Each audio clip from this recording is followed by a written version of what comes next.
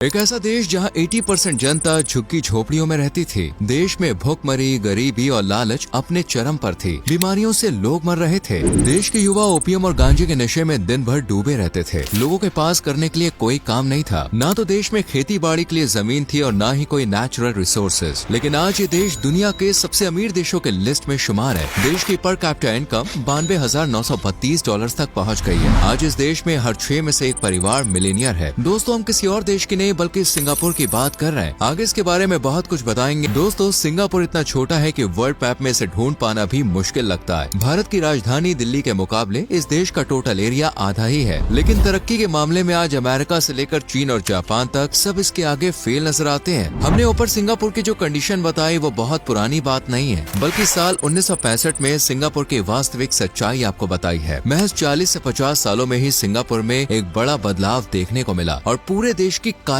पलट हो गई। और सिंगापुर किस मुकाम पर है ये हर कोई जानता है। लेकिन सवाल ये आता है कि आखिर सिंगापुर अचानक से इतना अमीर कैसे बन गया। इस देश के पास ना तो खेती बाड़ी के लिए कोई जमीन है और ना ही लोहे, पीतल, तांबा, सोने जैसे कोई खनिज वगैरह, और ना ही मिडिल ईस्ट के देशों की तरह तेल और गैस के भंडार हैं। यहाँ तक कि देश में पीने लायक साफ पानी का भी कोई सोर्स नहीं है। तो फिर इस देश ने तरक्की कैसे की? दोस्तों, सिंगापुर के डेवलपमेंट की ये कहानी काफी इंटरेस्टिंग और इंस्पायरिंग है, जो आपको पता होनी चाहिए। और सिंगापुर के इस डेवलपमेंट के पीछे जिनका योगदान रहा, आज पूरे सिंगापुर में उनकी एक मूर्ति भी आपको देखने को नहीं मिलेगी। सबसे पहले तो आपको बता दें कि सिंगापुर देश का नाम संस्कृत के शब्द सिंह से लिया गया है, जिसका मतलब होता है शेर और पुर का मतलब होता है शहर, यानी शेरों का शहर। साल 1299 में एक राजकुमार ने जंगल में एक शेर देखा, जिसके बाद उसने देश को सिंगापुर नाम दे दिया, यानी कि द लायन सिटी। दोस्तों, साल 1960 के दशक में सिंगापुर बहुत गरीब हुआ करता था। इसके हालात भारत और पाकिस्तान से भी ज्यादा बदतर थे। ये महज एक आइलैंड नेशन था और इस देश की बर्बादी के पीछे अन्य देशों का भी योगदान रहा है। इंडोनेशिया के महाराज से लेकर पुर्तगालियों और डच ने यहाँ पर लंबे समय तक शासन किया। साल 1819 में ब्रिटेन ने यहाँ पर अपनी हुकूमत कायम की। ब्रिटेन ने सिंगापुर को एक फ्री ट्रेडिंग पोर्ट बना दिया। चाइनीज, मलय, थाई, अरब्स और इंडियंस लोग इसे एक आउटपोस्ट की तरह यूज किया करने लगे। सिंगापुर में कोई खास रोजगार नहीं हुआ करता था। ब्रिटेन ने इसे एक रबर प्रोसेसिंग हब बना दिया। सेकेंड वर्ल्ड वॉर के दौरान जापान ने सिंगापुर पर कब्जा कर लिया और इस देश को पूरी तरह से बर्बाद कर दिया। यहाँ के लोगों को खूब टॉर्चर किया गया। जापानीज सोल्जर ने यहाँ पर अपने लिए कंफर्ट स्टेशंस बनाए, जहाँ पर कोरिया और चाइना के महिलाओं को भी बंदी बनाकर रखा गया। खूंखार तरीके से मर्डर करना जापानियों के लिए आम बात थी। सिंगापुर गैम्बलिंग, प्रोस्टिट्यूशन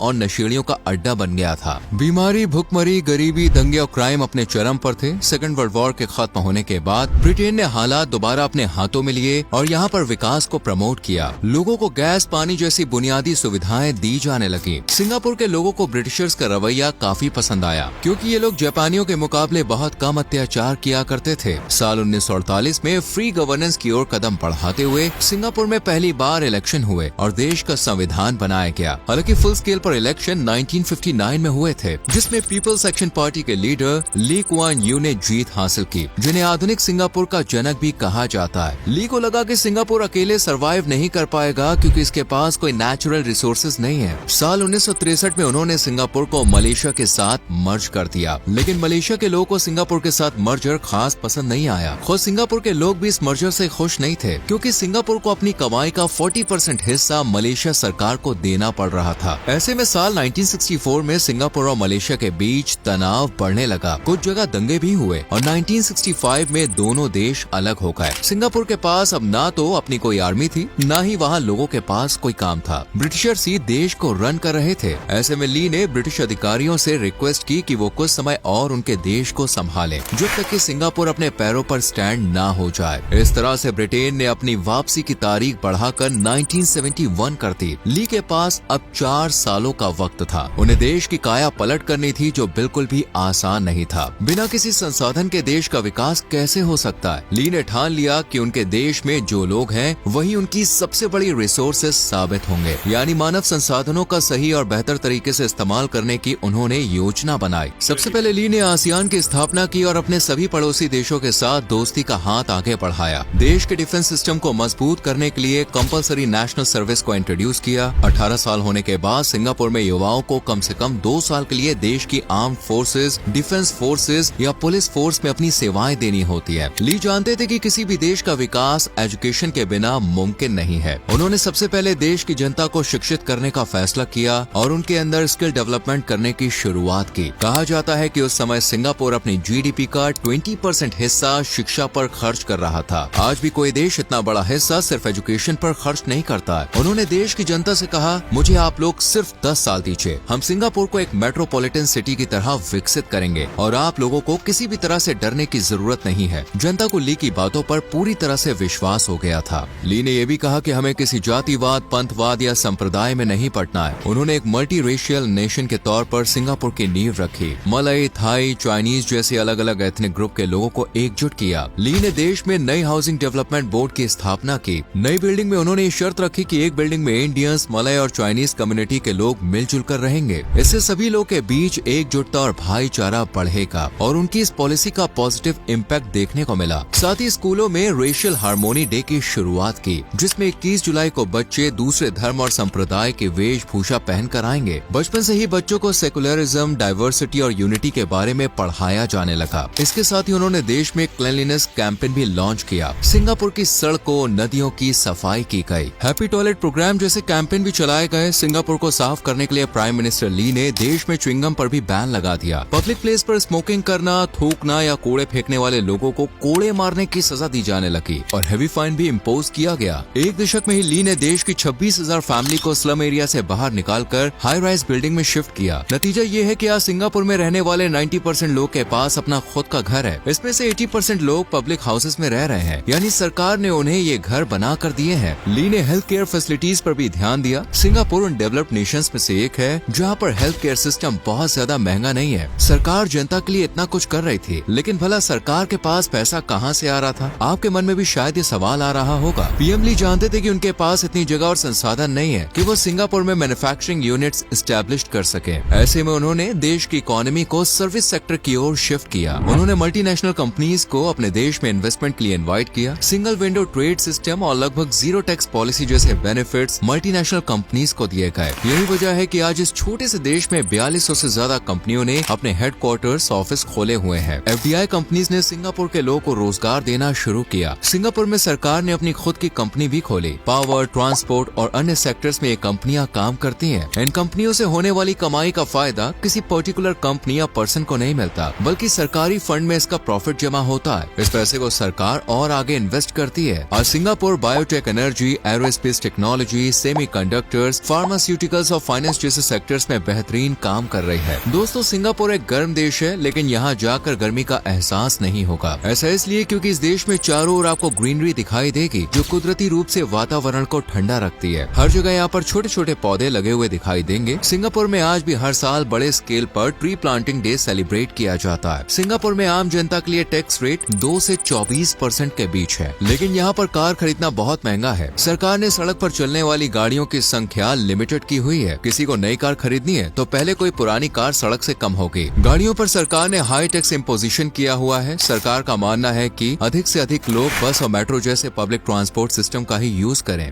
देश बहुत छोटा सा है, ऐसे में पब्लिक ट्रांसपोर्ट में किसी को कोई दिक्कत भी नहीं होती है। सिंगापुर देश के विकास की एक और वजह है यहाँ पर जीरो करप्शन का होना। पीएम ली ने करप्शन के खिलाफ जीरो टॉलरेंस नीति अपनाई। वो जानते थे कि भ्रष्टाचार मुक्त देश ही विकास की राह पर आगे बढ़ सकता है। देश के नेता और सरकारी बाबू घूसखोरी ना करें, इसके लिए उन्होंने सरकारी कर्मचारियों को बहुत हाई सैलरी देना शुरू कर दिया। आज भी सिंगापुर के पीएम को वर्ल्ड के अन्य प्रधानमंत्रियों के मुकाबले सबसे अधिक सैलरी मिलती है। सिंगापुर के पीएम की सैलरी $1.6 मिलियन है, जो दुनिया के अन्य देशों के नेताओं की सैलरी से कहीं ज्यादा है। दोस्तों, जिस विजनरी लीडर ने सिंगापुर को इतनी ऊंचाइयों तक पहुंचाया, आज पूरे सिंगापुर में उस लीडर की कोई मूर्ति देखने को नहीं मिलती। असल में प्रधानमंत्री ली कुआन यू का मानना था कि उन्होंने सिर्फ देश की सेवा करने के लिए ये सब किया, किसी तरह के नाम या पहचान के लिए उन्होंने ये नहीं किया। और यही वजह है कि सिंगापुर में योजनाओं, सड़कों का नाम भी उनके नाम पर नहीं रखा जाता। फिलहाल सिंगापुर की कमान लॉरेंस वोंग के हाथों में है और सिंगापुर का भविष्य भी काफी उज्जवल दिखाई देता है। तो दोस्तों, ये थी सिंगापुर के विकास की पूरी कहानी। बिना किसी संसाधनों के किस तरह से सिंगापुर ने विकास किया, वो वाकई में काबिले तारीफ है। उम्मीद करते हैं कि आपको ये वीडियो अच्छी लगी होगी। वीडियो पसंद आई हो तो लाइक और शेयर करें।